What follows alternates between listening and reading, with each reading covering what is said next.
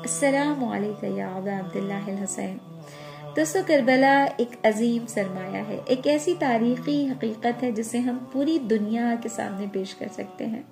یہ عاشورہ حسینی کے ایام ہیں، اور یہ وہ ایام ہیں میرے عزیز جو اپنا سایہ ہمارے پورے سال کے تمام دنوں پر ڈالے رکھتے ہیں، کیونکہ امام حسین علیہ السلام کی شخصیت ہماری فکر و شعور سے علیحدہ نہیں ہوتی۔ امام حسین اپنی فکری شخصیت کے ذریعے ہمارے اذہان میں داخل ہو چکے ہیں، اور ہمارے جذبات و احساسات پر بھی امام علی مقام کے جذبات و احساسات کی حکمرانی رہتی ہے۔ یہی وجہ ہے کہ ہم اپنے پورے وجود کے ساتھ امام حسین سے محبت کرتے ہیں۔ ہمیں خداوند متعال اور رسول خدا کی خاطر ان سے محبت کرنی چاہیے، کیونکہ امام حسین نے امت اسلامیہ کے دفاع اور اس کی مضبوطی کی خاطر جہاد کیا، اور راہ خدا میں امت اسلامیہ کے لیے اپنی جان فدا کر دی۔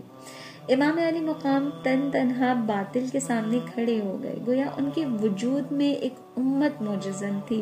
لہٰذا ہم پر لازم ہے کہ جب ہمیں استکباری، امریکی، اسرائیلی اور یورپی چیلنجز کا سامنا ہو تو ہم الہی قدرت، حسینی قوت، عزت اور سرفرازی کے ساتھ ان کا مقابلہ کریں انشاءاللہ۔ عاشورہ کا کردار یہ ہے میرے عزیز کہ وہ ہمیں باطل کے چیلنجز کے مقابلے میں قدرت اور استقامت کا درس دیتا ہے، اور اس راہ میں اٹھائی جانے والی مصیبتوں اور اذیتوں پر صبر و تحمل کا درس دیتا ہے۔